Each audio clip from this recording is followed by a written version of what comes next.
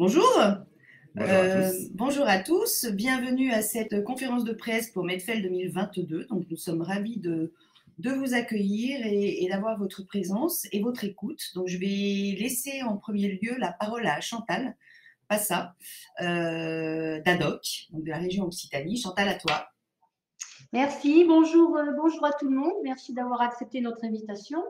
Non, effectivement, je suis Chantal Passa, je suis responsable du département agroalimentaire à l'Agence de développement économique de la région Occitanie, donc l'agence ADOC.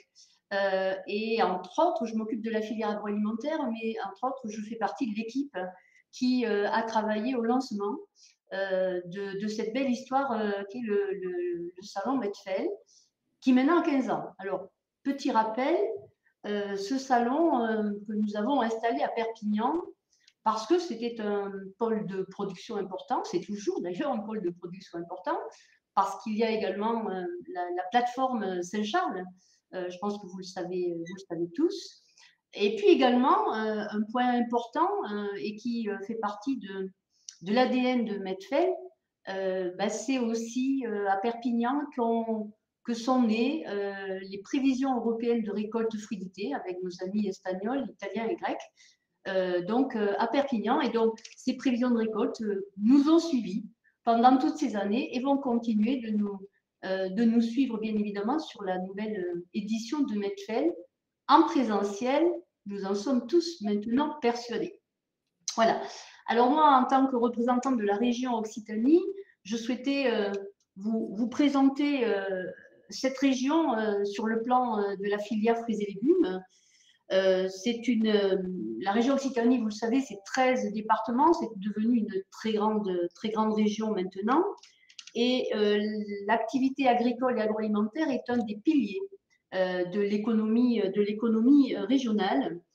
Et donc, nous sommes la deuxième région agricole de production en France, avec donc, en ce qui nous concerne, 22 milliards d'euros de chiffre d'affaires en termes de données, 5 milliards à l'export, et ça génère 165 000 emplois. Donc, voilà des données chiffrées qui nous semblent importantes pour planter le décor. En termes de palmarès, la filière fruits et légumes est leader sur la production de pommes avec 380 000 tonnes, avec la prune de bouche, 45 000 tonnes, avec la production de l'ail, 11 000 tonnes, bien évidemment le melon, 110 000 tonnes, et puis un des leaders également, la pêche et la nectarine qui frôlent les 100 000 tonnes. Alors, ce sont des chiffres réactualisés.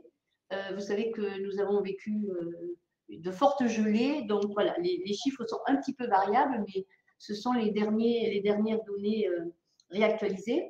Rappelez quand même aussi que nous sommes la deuxième région de production en matière d'abricots avec 41 000 tonnes et de noisettes, petit joli produit avec 3 000 tonnes. Suivent derrière les tomates, les salades, les légumes ratatouille, etc., etc. Donc, voilà, tout ça pour vous dire que cette région Occitanie est un jardin d'Éden en matière de production de fruits et de légumes. Ça fait en tout près d'1 million de tonnes de fruits et légumes. Voilà. Alors, à cette région de production agricole, il faut évidemment, je l'ai dit tout à l'heure, rajouter la plateforme Saint-Charles, qui est la première plateforme européenne de commercialisation, de transport et de logistique, avec chaque année 1,8 million de tonnes de fruits et légumes qui transitent par cette plateforme, avec des entreprises qui représentent un bassin d'emploi de 2200 personnes et 3 métiers, principalement la qualité, la logistique et le commercial. Et sur le plan commercial, donc vous le savez probablement, c'est vraiment une plateforme d'éclatement et de réexportation vers l'Europe. Alors bien sûr, vers le marché français, mais également vers l'Europe, en particulier l'Allemagne, l'Italie et la Suisse. Donc voilà le panorama complet en matière de capacité économique. Pour autant, et pour être en phase avec tout ce qu'on va vous expliquer sur le positionnement Medfel, c'est également une région qui s'est très tôt engagée dans les démarches qualité. La région Occitanie est la première région française en SICO, avec 250 signes officiels de qualité. Je parle là tout secteur d'activité confondu.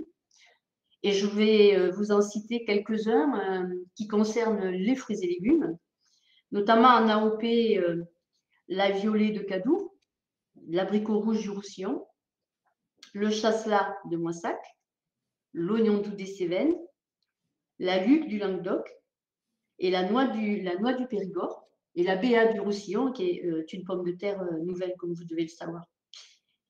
On y rajoute des IGP avec le haricot tarbé, le haricot de Castelnaudary, l'artichaut du Roussillon, le pruneau d'Agen, l'ail rose de Lautrec, l'ail blanc de Lomagne. Et puis nous avons également 3 labels rouges, le haricot tarbé, la prune Reine-Claude et le marron du Périgord. Donc voilà une liste de produits qui sont sous signes officiels de qualité, sans pour autant oublier la filière bio. Filière bio, là aussi, première région française en surface cultivée. 12 000 producteurs bio sur la région Occitanie. Avec une croissance, on a constaté en 2019 un développement de cette filière bio entre 2019 et 2020 de plus de 12%.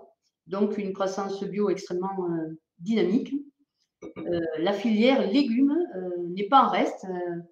Elle s'est accrue en 2019 de 20% sur les surfaces cultivées. Et c'est la raison pour laquelle, à Medfel, mais nous l'avons toujours fait puisque cette filière bio est importante pour nous, on accorde une place particulière à cette production bio chaque année par, si vous venez, vous le découvrirez. Pour ceux qui sont déjà venus, vous le savez déjà, un espace dédié à la filière bio et puis un circuit qui permet d'apporter de la visibilité en fait dans le salon à cette offre bio. Pour être complète, d'autres démarches non moins officielles mais tout aussi connues. En ce qui nous concerne, en région, on a engagé la démarche verger éco-responsable en 2011. Donc, je ne vais pas rentrer dans le détail de toutes les démarches, mais juste vous les rappeler et vous dire que les vergers éco-responsables, c'est 368 000 tonnes de pommes, c'est-à-dire pratiquement la totalité de la production. 83 000 tonnes de pêche d'hectare, c'est pareil, on n'est pas très loin. 29 000 tonnes d'abricots et 4 000 tonnes de poires, donc en région Occitanie, engagées dans ces démarches de vergers éco-responsables, auxquelles on peut y ajouter également d'autres démarches que vous connaissez bien, je pense aussi, c'est les collectifs Nouveaux Champs, zéro résidu de pesticides, Demain la Terre, et puis HVE.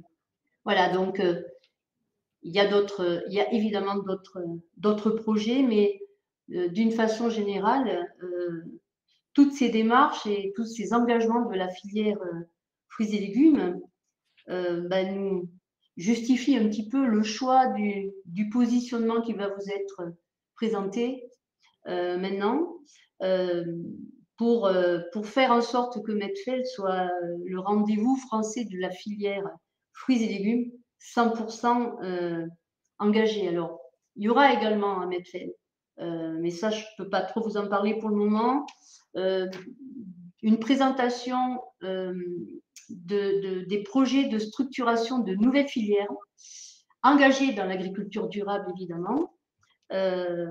Tout ça est en cours.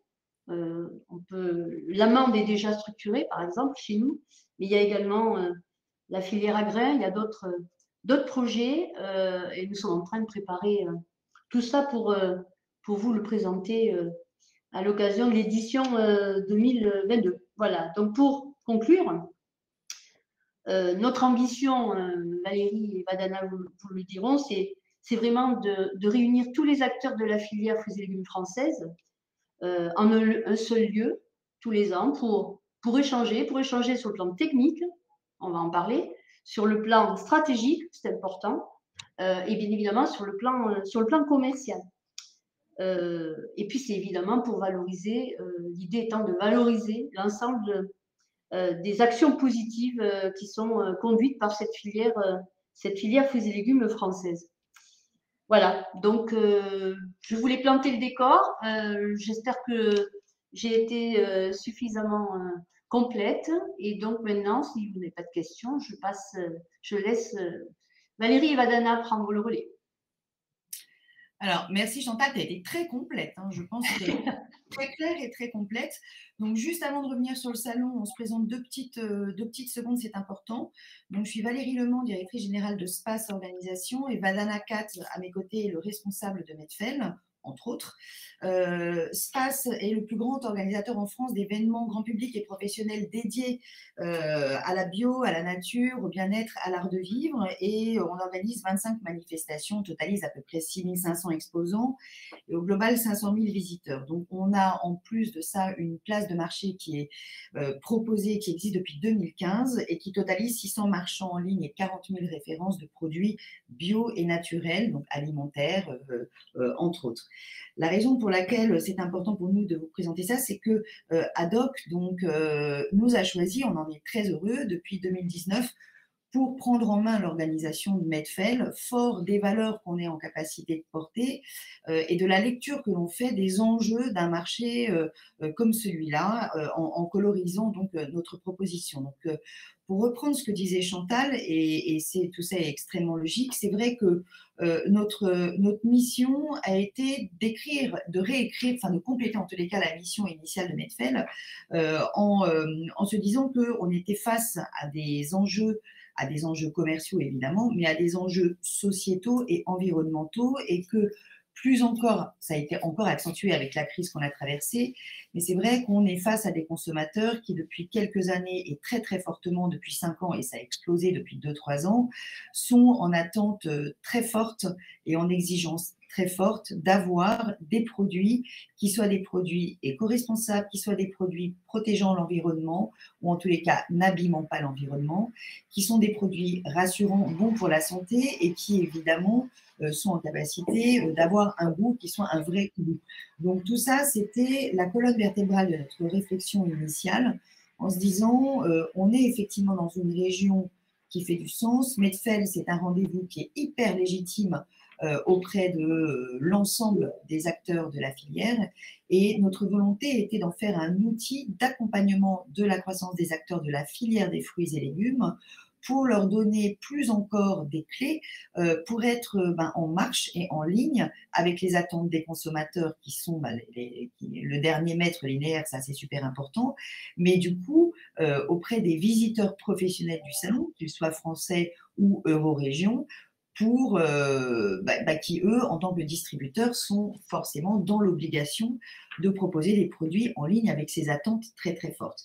Donc, c'est pour ça qu'on a beaucoup travaillé sur cette approche, comme le dit Chantal, qui est une approche commerciale, ça c'est clair, hein, c'est un salon d'échange, sur le contenu du salon qui a toujours fait la coloration de Medfel, notamment avec les prévisions de récolte de fruits d'été, mais on pourra parler peut-être tout à l'heure aussi de ce qu'on a fait, Chantal, cette année, en 2021, puisqu'on s'est retrouvé un petit peu coincé avec le Covid. Donc, ça exprimera aussi l'intérêt qu'a eu le marché à suivre ces prévisions de récolte à travers Medfel, donc sur un format un petit peu, enfin même très différent, puisque c'est un format visio.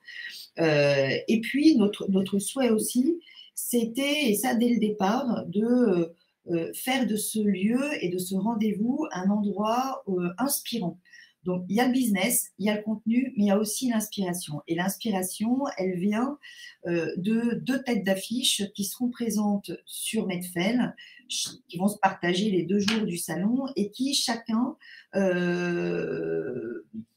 chacun d'entre eux va apporter sa patte, sa façon. Je laisserai Vadana détailler ça beaucoup plus précisément, mais c'est super intéressant d'avoir aussi des personnes qui sont capables de faire un pas de côté, qui ont une vision économique certes, mais sociétale, globale, pour ouvrir une discussion de manière un petit peu différente. Donc voilà, Medfel, c'est tout ça, c'est un salon professionnel attendu et on est très heureux de pouvoir enfin le réouvrir avec du contenu qui fait beaucoup de sens, qui est totalement en ligne avec ce qui a été exprimé tout à l'heure, avec une volonté pour nous de valoriser ces acteurs de la filière et de montrer toutes les actions positives qu'ils engagent depuis des années, mais de les révéler plus encore.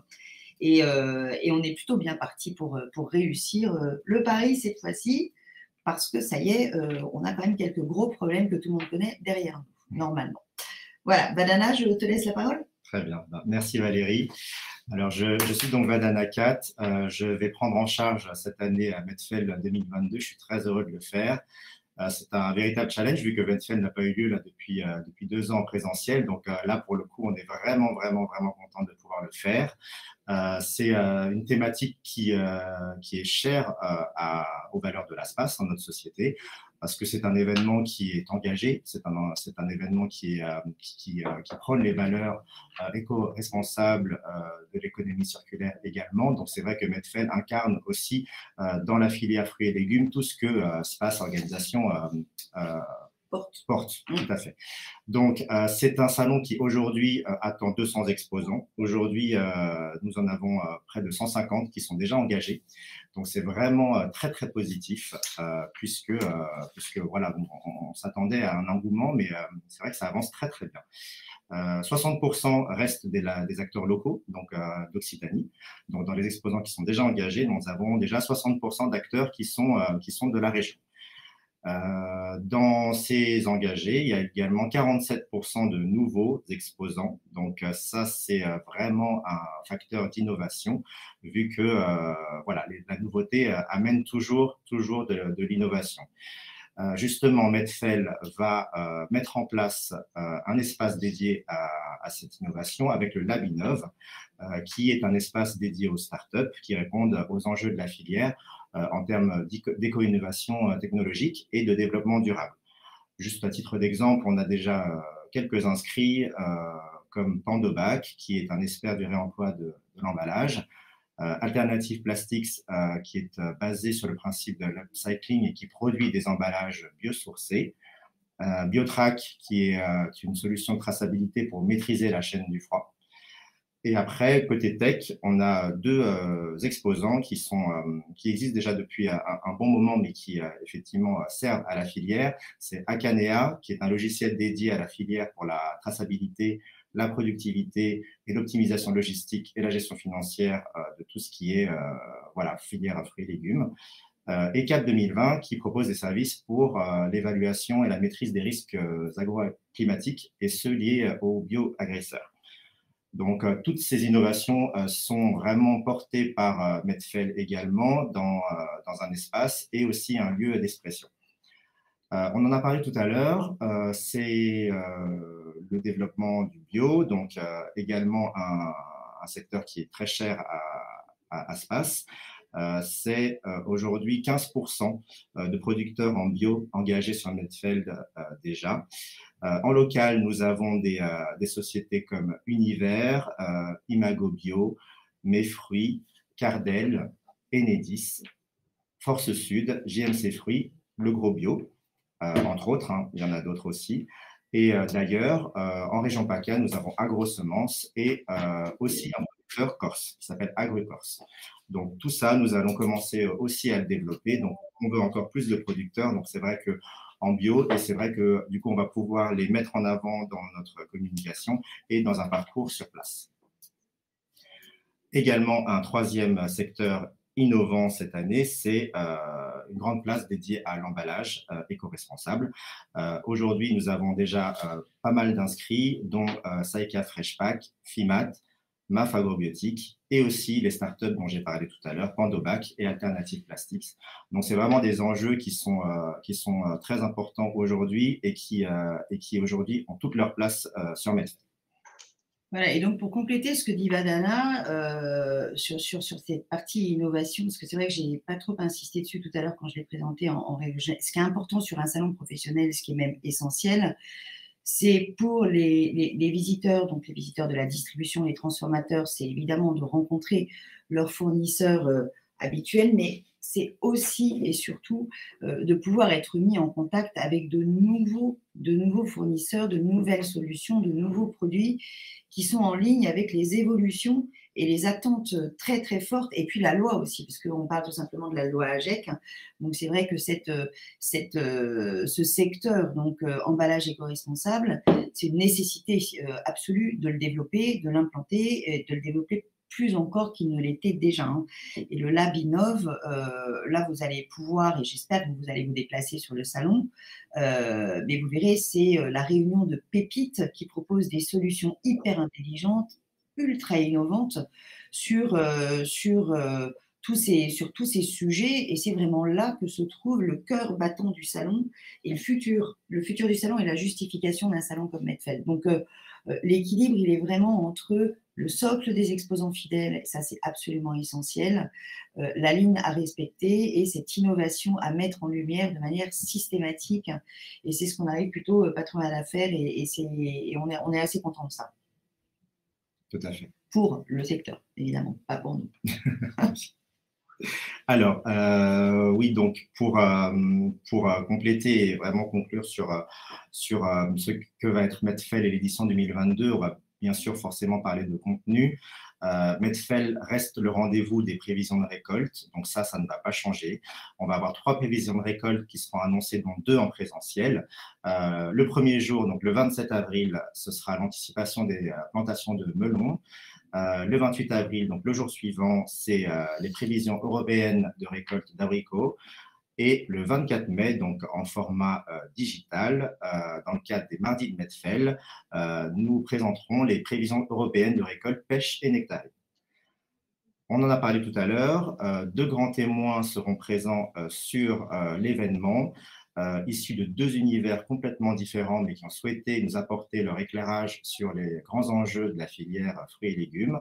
Donc le premier jour, ce sera David Jais, qui est un sociologue et un essayiste français. Il est défenseur d'une république écologique et il parlera de l'agriculture française à l'heure de la transition compétitive. Le 28 avril, donc le jour suivant, Olivier Dover, qui est un spécialiste du retail. Lui, par contre, évoquera un côté beaucoup plus économique, puisqu'il évoquera les stratégies des filières d'enseigne face aux exigences des consommateurs, les exigences actuelles qui veulent plus de proximité, de circuits courts et des signes de qualité, que ce soit dans le bio, encore plus de qualité, ou alors dans la réduction des pesticides. Il y aura bien sûr des conférences et des tables rondes sur les enjeux de la filière, avec un volet économique le premier jour, le mercredi, et un volet beaucoup plus écologique le jeudi, faisant intervenir des experts de la filière. Donc là, vous le verrez dans le dossier de presse, mais également sur le salon. Dans le détail, le 27 avril, nous parlerons d'affichage environnemental et du label bas carbone. Et le 28 avril, le lendemain, les intrants chimiques et le sol, donc sa protection, sa fertilisation et son intégration dans les écosystèmes de production. Voilà, l'idée étant de faire un tour relativement complet sur tous les sujets qui sont des sujets d'actualité, qui sont d'autres sujets qui sont des sujets de prospective. Comme je l'exprimais tout à l'heure, de prendre aussi de la hauteur pour parler de la société en général, puisque même l'approche d'Olivier Dover, c'est une approche qui peut associer véritablement la partie économie, mais aussi la partie, je regarde derrière mon épaule et je regarde beaucoup plus loin pour voir d'où on vient et où on va et comment on peut y aller ensemble et mieux. L'idée, c'est également d'être sur des tables rondes qui soient des tables rondes un petit peu débat. Typiquement, le sujet sur l'affichage environnemental va mettre en avant la controverse autour du Planet Score et de l'EcoScore. d'accord. Mais l'idée, c'est aussi de montrer que Medfeld, c'est un lieu de débat. Et débattre, ça ne veut pas dire combattre, hein, mais ça veut dire échanger des idées, montrer que tout le monde n'est pas forcément complètement d'accord, mais à la fin, trouver un consensus et puis faire en sorte que chaque personne ayant assisté à une table ronde ou à une conférence en parte avec de la matière qui l'aura nourri. Le label bas carbone, c'est un sujet qui évidemment est super important en ce moment. Bon, l'idée là, c'est comment l'appliquer au sein de la filière pour éviter les émissions carbone. Ça, c'est un vaste sujet. Concernant les intrants chimiques, pareil, c'est est-ce qu'on va vers le tout zéro ou est-ce qu'on va vers le sans résidus de pesticides? Là, on a deux équipes, il y a deux lectures qui se font, il y a deux approches différentes. Donc, l'idée, c'est aussi de faire participer les personnes qui seront dans l'Agora. Donc, cet espace de table ronde, et ça, c'est important, il est au cœur de Medfeld, au cœur du salon, dans tous les sens du terme. Et c'est important pour nous, lorsqu'on dit que le débat et le contenu est au cœur du salon, de l'exprimer véritablement d'un point de vue physique, matériel. Donc, l'Agora, c'est ce lieu d'échange. Il est planté au milieu, donc des stands, au milieu des exposants, et c'est aussi le cœur battant du salon. Ça, c'est un point auquel on tient vraiment beaucoup. Alors, pour répondre à une question qui a été posée par Jean-Marie Artauzoul, ou un point qui est évoqué par Jean-Marie Artauzoul, si j'arrive à lire entre les lignes de ce que vous posé comme point, le salon est organisé en 5 gros secteurs. Donc, il y a le secteur production, négoce, le secteur emballage, le secteur import-export et le secteur transport-logistique, donc en dehors de tous les espaces de contenu. Et oui, bien sûr, on est en capacité de vous dire dès à présent combien d'exposants sont sur chacun de ces secteurs, si c'est bien si c'est bien le sens de votre question. Moi, ce que je comprends, c'est effectivement, vous voulez savoir quelles sont les sociétés qui font du photovoltaïque. On en a 2 qui sont déjà inscrits, voire un troisième aussi. C'est Irisolaris et Reden Solar. Donc, Reden Solar et Irisolaris sont déjà inscrits sur Medfeld. Et on a également Elzéar, qui est en cours d'inscription. Mais après, quand vous dites, enfin, combien de stands prévus? Donc, on attend de 100 exposants, il y en a déjà 150 qui sont inscrits. Bien évidemment, il y a une diversité, il va y avoir des fruits et légumes conventionnels, des fruits et légumes bio. Et là, on est d'ores et déjà en capacité de vous dire le nombre de gens de sociétés inscrites. Enfin, Dana va vous donner ça tout de suite, ou en tous les cas, on pourra vous l'envoyer dans le communiqué de presse, dans le dossier de presse. Voilà, donc bien sûr, quand on parle d'outils, il faut considérer Medfeld comme un couteau suisse pour accompagner la distribution et les transformateurs. Donc, on couvre de l'amont à l'aval l'ensemble des outils utiles pour pouvoir avancer lorsqu'on est un professionnel de la filière. J'espère avoir répondu à votre question. Dites un petit oui avec le chat, ça nous aidera.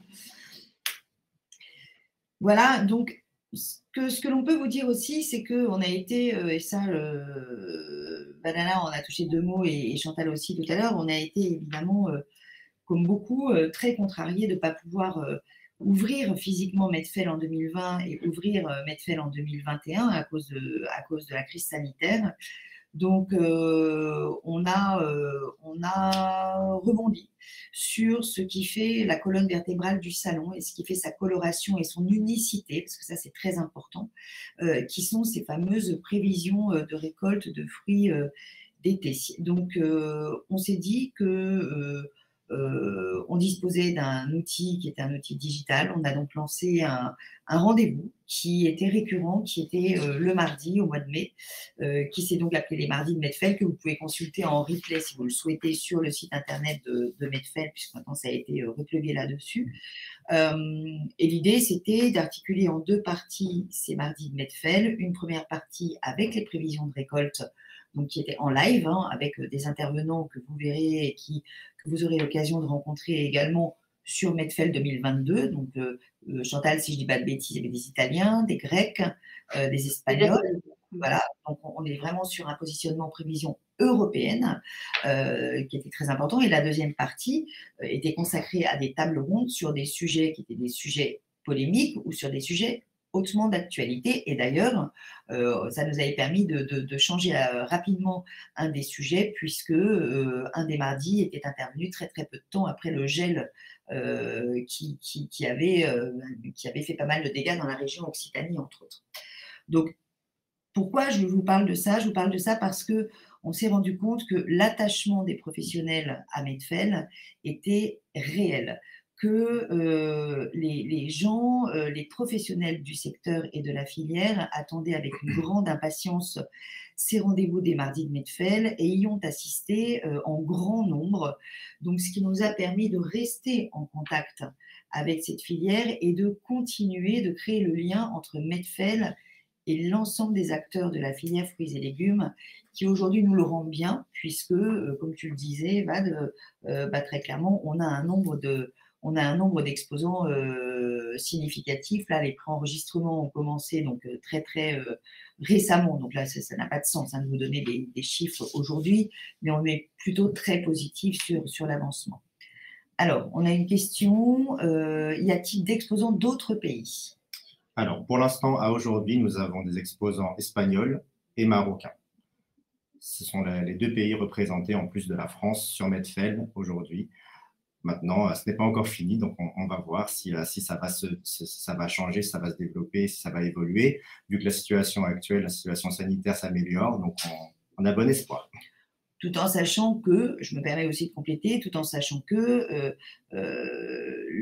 l'ADN de Medfel, et en tous les cas de Medfel 2022, c'est de réunir à Perpignan l'ensemble des acteurs de la filière France. C'est vraiment la réunion de l'offre région France. Donc, bien évidemment, si certains exposants marocains, espagnols, enfin l'Espagne, c'est très particulier, enfin, on est tellement proches, mais si d'autres pays souhaitent venir exposer, bien sûr qu'on va les accueillir, mais notre objectif cette année, c'est véritablement celui-là. Voilà.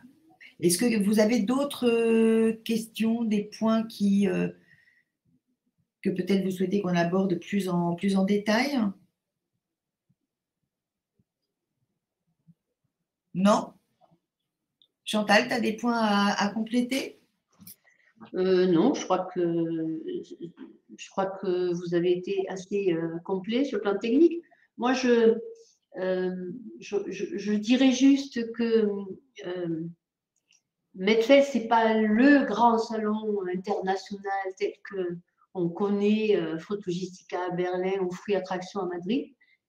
C'est un événement qui est à taille humaine, qui a un objectif, un positionnement, tu as beaucoup insisté dessus Valérie, mais voilà, un rendez-vous de la filière qui est très attendu avec beaucoup d'échanges, beaucoup de partages. Les acheteurs qui viennent, les acheteurs internationaux, on verra cette année, qui venaient les autres années nous disaient c'est agréable parce qu'on peut parler produits. Ça n'est pas anxiogène pour ceux qui sont déjà allés à Berlin. J'imagine que vous y êtes tous allés parce que c'est un salon énorme, alors qu'il y a toute sa raison d'être évidemment, mais voilà. Berlin, c'est le grand salon international. Medfel, c'est autre chose. Voilà, c'est le salon de la convivialité et c'est le salon à taille humaine et c'est le salon où les gens se parlent et se rencontrent. Se rencontrent et se parlent, on va le mettre dans l'autre sens. Voilà. Et ça me semble, je dirais, c'est toute la spécificité de cet événement. Voilà, je voudrais insister là-dessus. Alors, moi, je vais répondre à la question de Emmanuel Pellet qui nous demande si on peut lui en dire plus sur le rôle des deux têtes d'affiche. Donc oui, bien sûr, comme je l'exprimais tout à l'heure, un salon professionnel, c'est un moment, et ça je crois que vous l'avez tous compris, vous le savez parfaitement, c'est un moment où on travaille, où on fait des affaires avec ses fournisseurs habituels, où on en découvre d'autres, on assiste à des conférences ou à des tables rondes sur des sujets qui sont pratico-pratiques et qui sont vraiment des sujets d'accompagnement, mais immédiats, dans sa façon d'avancer sur le déroulé de son travail, sur son sourcing, etc. Et un salon professionnel, c'est aussi un moment qui peut être une pause dans un déroulé, dans un mois, etc. Et notre volonté, c'était vraiment d'apporter un regard, d'apporter cette pause avec des regards qui soient des regards pas strictement collés au sujet du salon. Donc typiquement, David Jayes, c'est un essayiste, c'est quelqu'un qui a écrit La guerre civile n'aura pas lieu, Le nouveau modèle français, il est jeune, il est prof à Sciences Po, il a cette espèce de vision comme ça assez bienveillante, mais en même temps assez percutante. On partage pas, mais c'est ça aussi un témoin. C'est quelqu'un qui vient témoigner de son temps, de sa vision des choses sur des sujets qui ne seront pas complètement décalés hein, par rapport au sujet qui nous concerne. Mais lui, en fait, il va angler sa. Enfin, si on reprend ce qu'il a exprimé dans le point fin janvier 2021, bon, je vais lire un extrait parce que je ne connais pas par cœur. Hein. Il dit « Nous appelons à une nouvelle république écologique dont le cœur serait la citoyenneté et non la figure étriquée du consommateur. Une république des égaux où chacun doit pouvoir participer à la fabrication du commun et à la promotion de la reconstruction écologique. » En fait, Medfel, comme certains autres salons que nous organisons à l'Espace, mais là on parle de Medfel, c'est un acteur de la transition écologique. C'est ça qu'il faut aussi voir. Donc pour nous, ce salon, c'est pas que un salon où il y a des affaires qui vont se faire, c'est un salon qui porte un message, c'est un salon qui doit mettre en avant des acteurs engagés, et c'est un salon et c'est un lieu et un moment où des personnalités comme David Jayes, qui sont embarquées dans cette vision et dans ce mouvement, ben, ont droit à la parole et où c'est intéressant de les écouter. Parfois, vous savez, quand on va sur des salons très, très pro, on va avoir un intervenant complètement hors cadre, mais qui du coup fait un petit peu monter le débat en hauteur, fait réfléchir les gens d'une autre manière, mais en se rebouclant avec le sujet de base. Et Olivier Dauvers, bon, bah, lui, c'est quelqu'un qui intervient ultra régulièrement sur des problématiques d'économie, de sociologie, de consommation, de pensée client, donc il est très orienté client, point de vente. Donc lui, il a une façon, la qualité et la valeur de son intervention, ça va être aussi de se remettre là où on doit tous se mettre quand on réfléchit à une façon de faire, qui est de penser avant tout au client final, au consommateur final. Donc, c'est ça son regard. Donc, on est sur deux approches différentes et c'est simplement, voilà, c'est ça leur rôle. J'espère que j'ai répondu à votre question. C'est d'apporter un supplément d'âme, parce que c'est très important le supplément d'âme, surtout en ce moment. Voilà. Combien de visiteurs attendons-nous? Combien de visiteurs attendons-nous? Bah, le plus possible. Donc, on attend 5000 visiteurs. C'est pour vous donner une idée sur les mardis de Medfel, donc qui étaient en visio, on a accueilli, alors je demande la vérité. Ouais, c'est ça. Voilà, 1250 participants issus de 39 pays, donc ce qui est un super bon score, parce qu'en réalité, si vous regardez un petit peu ce qui se passe sur les webinars en général, il y a à peu près 260 inscrits par quel que soit le sujet, hein, 260 inscrits par webinar, et il y en a entre 40 et 50% de personnes qui assistent vraiment au webinar en question. Donc nous, on a fait un beau score, et ce beau score, c'est pas nous qui l'avons fait, c'est Medfel qui l'a fait, et ça révèle bien la force de cette marque-là et l'attractivité qu'elle a auprès des acteurs du marché. Donc on attend 5000 visiteurs et on souhaite vraiment avoir ces 5000 visiteurs. Voilà, je pense que tout le monde est content et on voit que les salons aujourd'hui, ça reprend, les gens sont tellement heureux de se rencontrer qu'on n'est pas très inquiet là-dessus. Chantal, je vais te laisser répondre à la question sur les événements en marge du salon, visites, soirées, etc. Parce que c'est un peu plus ta partie. Autour du salon. Alors, autour du salon, il y a effectivement un programme qui est organisé. J'ai parlé beaucoup de production agricole, donc visite d'exploitation agricole, qui est avant le début du salon. Et puis, il y a toujours un événement un peu convivial autour. Alors là aussi, je reviens, désolée, sur la région Occitanie, même si c'est le Salon France, mais avec une marque que nous avons lancée en région Occitanie, qui s'appelle la marque Sud de France, et qui est là aussi pour promouvoir la filière agroalimentaire dans tous ses engagements qualitatifs. Et donc, il y aura une soirée le premier soir autour de cette marque Sud de France. Je crois que c'est à peu près tout. Après, je ne sais pas. Alors là, j'ai tout à coup une absence. Habituellement, il y a aussi notamment les AOP qui se réunissent en réunion. On appelle ça les événements convergents. Et je ne sais pas si pour le moment, ces événements sont calés ou pas. Je ne crois pas. Là, je te pose une colle, Valérie. Hein, non, non, ce n'est pas une colle parce que pour l'instant, ils ne sont pas calés, mais on a prévu pour les accueillir si toutefois ça devait se caler. Oui, c'est ça, parce qu'effectivement, maintenant que ça me revient, il arrive aussi qu'il y ait un certain nombre de conférences de presse qui soient données par les filières, par les organisations, à l'occasion de Medfel pour notamment lancer, pourquoi pas, la campagne Pêche nectarine à venir, puisque le Medfel, le positionnement du mois d'avril a été choisi pour justement un petit peu lancer aussi, même si ça concerne tous les fruits et légumes, lancer quand même la saison estivale et la campagne d'été. Et souvent, il y a effectivement des opérateurs qui nous sollicitent pour leur permettre de faire soit des conférences de presse, soit des réunions plus techniques autour d'une thématique particulière. Et voilà, on met à disposition les outils pour leur permettre de profiter du fait que tout le monde a convergé vers Medfel pour organiser en parallèle de Medfel ces rendez-vous, ces réunions. Je pense que pour le moment, avec la crise sanitaire, tout n'est pas encore complètement calé, mais voilà, je reste très optimiste. Oui, mais nous aussi, enfin, les gens s'adaptent. Alors, Ah, Chantal, alors là, je te laisse la main parce que c'est pas du tout. Ah. C'est beaucoup plus ta partie. Je ne vois pas les questions, moi, donc. D'accord. Julia pose la question, dit les prévisions melon, pêche, nectarine, abricot sont incontournables. N'y a-t-il jamais eu des volontés de faire sur d'autres produits?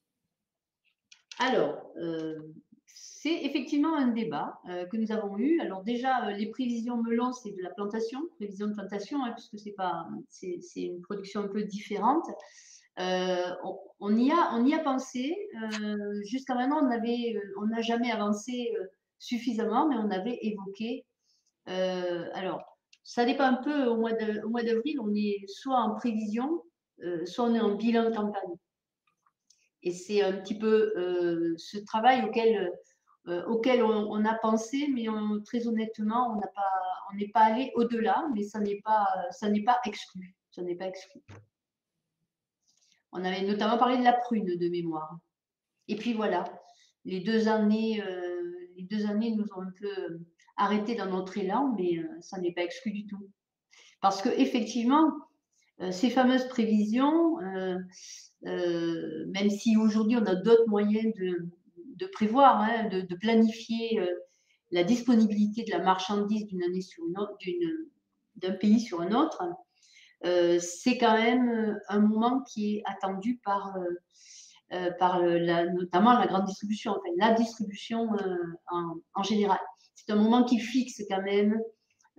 Donc c'est vrai que planifier pour eux, avoir des données, puisqu'en plus on les met à disposition, on les diffuse, on les met à disposition du site, sur le site Medfel.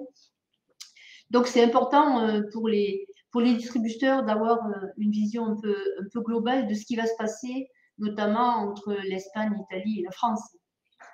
Voilà. Et ça pourrait effectivement se faire sur d'autres produits. Simplement, il faut trouver les organisations, parce qu'on a quand même le soutien des organisations françaises, espagnoles, italiennes et grecques.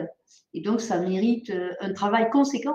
C'est pour récupérer les données au dernier moment pour qu'elles soient le plus fiables possible également. Voilà, on n'est jamais à l'abri on en sait quelque chose l'année dernière, d'un coup dur climatique. Mais oui, pourquoi pas. On va poursuivre ça.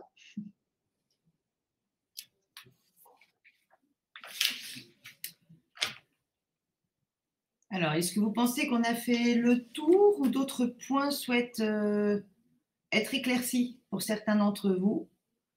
Parce que là, en fait, on est pas mal. Ça fait 3/4 d'heure que nous sommes ensemble. Donc, on est sur un timing tout à fait habituel pour une conférence de presse.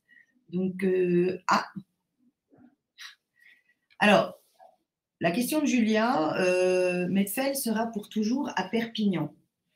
Ah alors, on ne peut jamais dire pour toujours, ça me semble compliqué. Ce qui est sûr, c'est que, bon, vous le savez, cet événement est financé par la région Occitanie.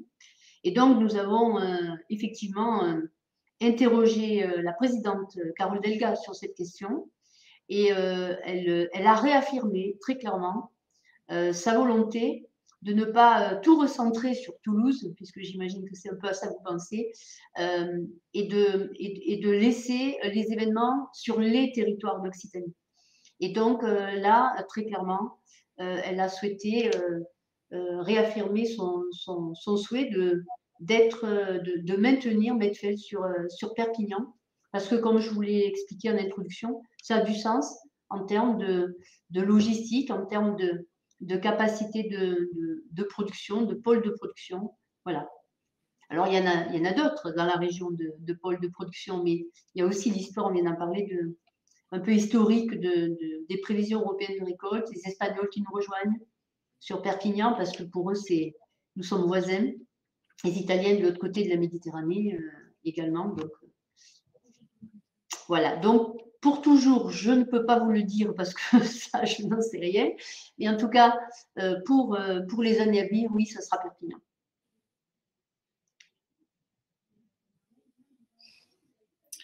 Ok, bon, bah, écoutez, je pense qu'on va se séparer. De toutes les façons, vous avez nos coordonnées et si vous avez des questions supplémentaires auxquelles vous n'avez pas pensé tout de suite, on est évidemment à votre disposition pour y répondre.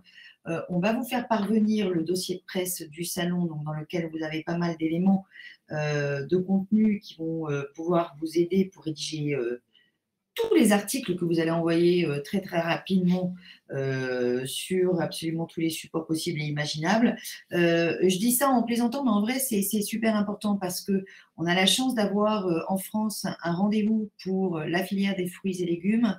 C'est important que la presse économique, la presse généraliste puisse porter, enfin, et la presse spécialisée évidemment, porte et le message aussi, parce que c'est une filière, comme l'expliquait Chantal au départ, qui est une filière extrêmement importante d'un point de vue nutritionnel, d'un point de vue je nourris la France, et puis d'un point de vue emploi. Qu'il y a 3 salons en Europe qui existent, 2 qui sont très gros et qui ont chacun leur spécificité. Nous, clairement, très clairement, Medfel a une vraie raison d'être, une vraie raison d'exister, et on a énormément besoin de la presse aussi pour véhiculer ce message positif. Donc, on a des acteurs engagés sur Medfel. Il faut que la presse soit engagée aussi pour porter le message. Voilà. Bon, on vous dit à bientôt. Merci beaucoup. Merci. Au revoir, à bientôt. Au revoir. À Medfel, le 27-28 avril. C'est ça. Au revoir. Au revoir.